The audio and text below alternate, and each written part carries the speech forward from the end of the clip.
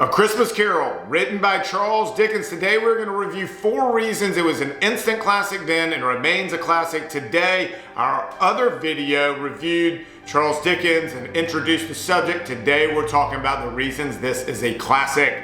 I'm John Henderson with the Conservative Book Society, reviewing and recommending books from a conservative perspective. Let's get to it.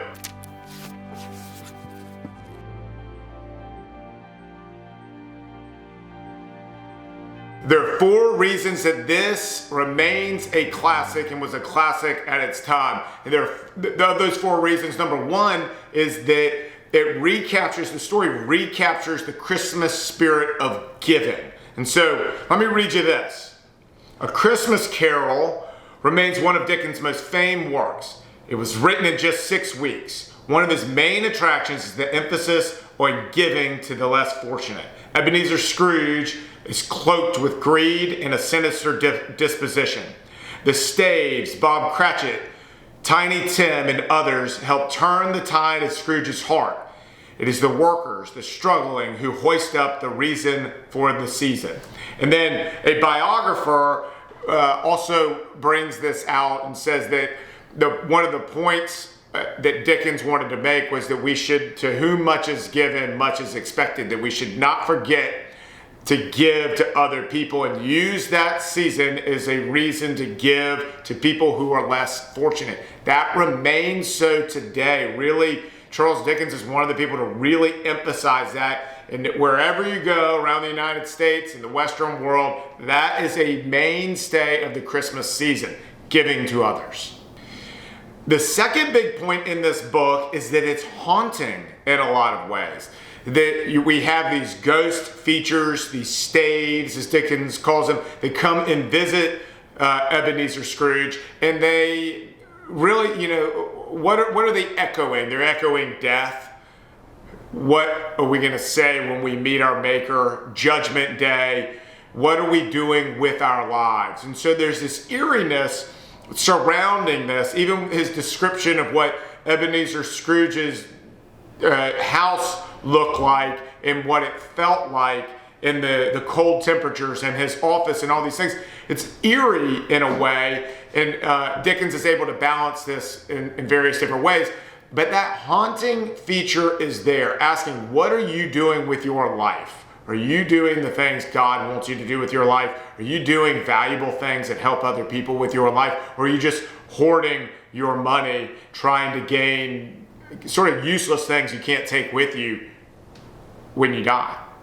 And the third big point here is that this is a redemption story.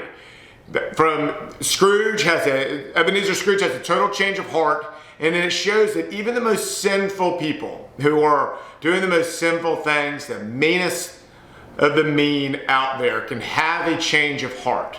Now, how that occurs in this story and how God might make that happen in reality may not be exactly the same thing, but the point is relatable to everyone because everyone has seen people have a change of heart in their own lives. But this is one of the big themes that makes it. It's sort of you're rooting for the underdog a little bit. Oh, Scrooge is mean as a snake. You know that there's something good underneath there. Can he get out of it? And you're hoping for that, and then finally we get there. But that redemption story is one of the hallmarks of this book.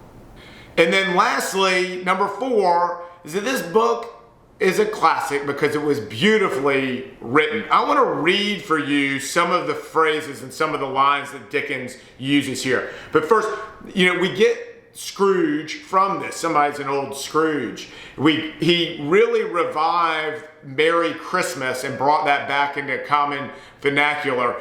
And we get a lot of this. Everybody knows these 3 ghosts. The ghost of Christmas past and present and future knows this story. It's really in our vernacular, even if you haven't read the book. But let me read some of the quotes for you. The fog and frost so hung about the black old gateway of the house that it seemed as if the genesis of the weather sat in mournful meditation on the threshold. You are fettered, said Scrooge, trembling. Tell me why. I wear the chain I forged in life, replied the ghost. I made it link by link and yard by yard. I girded it out of my own free will. and of my own free will I wore it. I mean, that's a chilling quote, and it rings true for a lot of people. Here's another. I will honor Christmas in my heart and try to keep it all year. I will live in the past, the present, and the future. The spirits of all three shall strive within me. I will not shut out the lessons that they teach. And that's sort of the redemption element of this. And lastly, he says, for it is good to be with children sometimes, and never better than at Christmas, when its mighty founder was a child himself. And so it's beautifully written, and it's not just fancy words that he uses and descriptions and these things. It's because Dickens was really a philosopher and married his thinking. He was a deep thinker and married that deep thinking with other things.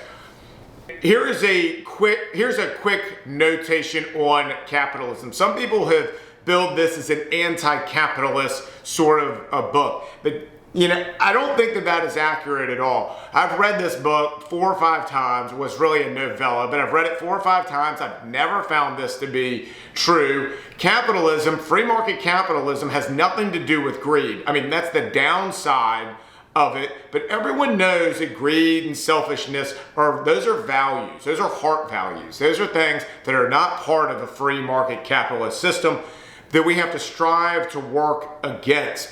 Free market systems still work to the greatest extent, or a better extent than any other economic system ever devised by humans. And we have to continue to embrace that, because that is what can help the downtrodden that Dickens is talking about in this book and sheds light on it in this book. But it is not an anti-capitalist book. If anything, it is a Christian values, Judeo-Christian values are here, and then we have capitalism over here, and they help balance each other. And so we need good morals and good values in order for a free market system to operate the way that it should. And in conclusion, concluding points is that this book is full of so many emotions. You got sadness, you got anger, you got pity, you got joy, you got redemption, you got all kind of stuff that you're feeling as you read this stuff. That's what great authors do. They tap into your emotions. But the thing that is so brilliant that he's able to do is he really gives us some harsh realities, some harsh things to think about, and balances those off with using the reason for the Christmas season and his beautiful writing to balance it off so that ultimately it's a fun read. I highly recommend that you read A Christmas Carol. It's less than 100 pages. It's great. Read it to your kids, read it for yourself. It's a wonderful read. I'm John Henderson with the Conservative Book Society. Thanks for watching.